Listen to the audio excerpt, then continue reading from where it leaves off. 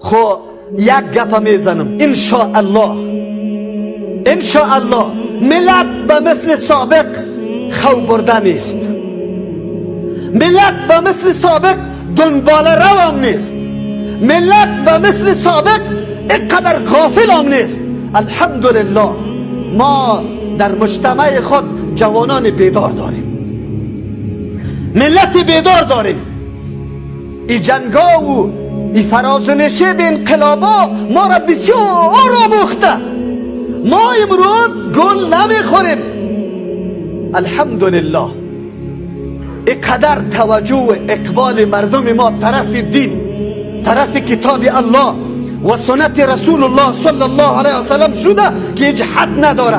از امو خاطر دشمن سخت وار خطاست که ما چی اهداف داریم ولی ملت به کدام طرف روان است. با مولا صاحب محترم با کلمات احساساتی مذهبی خود یک چهار تا جوان شاید تحریک بکنی، خو لیکن او کسی که درایت و بصیرت داره به فتوای ناحق و بی بنیادی تو به الله قسم اگر فریب بخوره، این گپ باعث میشه که اون جوان تحقیق بکنه.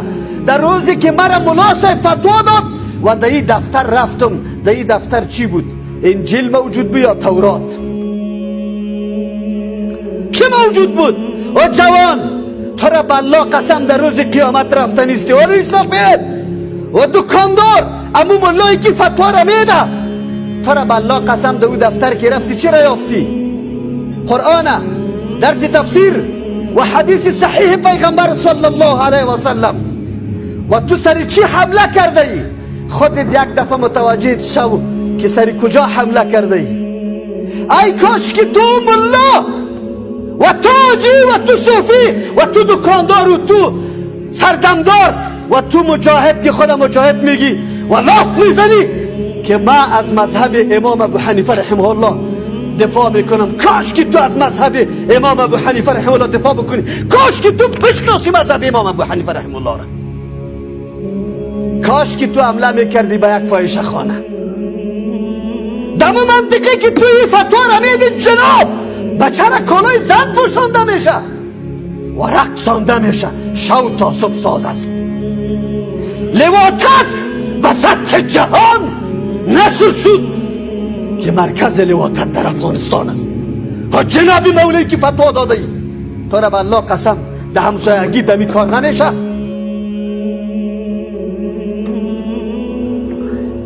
کدام شبکه‌ای که خیلی فحاشی را عیاشی را نشر میکرد رفتی و یورش برده ای؟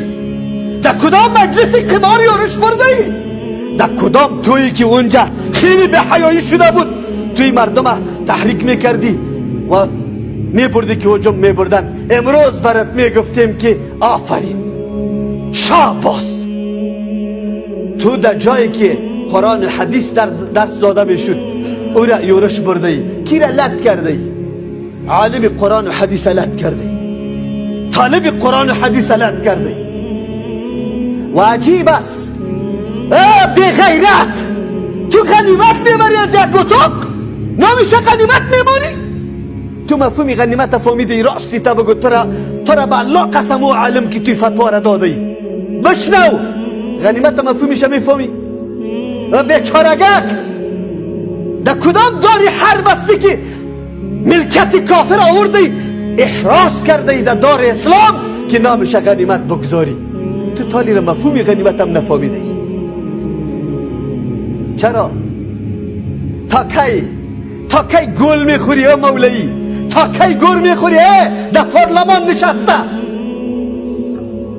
تا کی؟ اما ملت کدام طرف میره راستی تا بگو؟ ملت اموتر خو برده است؟ ملت خو برده نیست. امروز جوان ما در تلاش عزیز که حقیقت دین چیست؟ دین چی را میگه؟ ما که به کدام دین معتقد هستیم؟ این دین چی مفهومی داره؟ چی مقاصد داره؟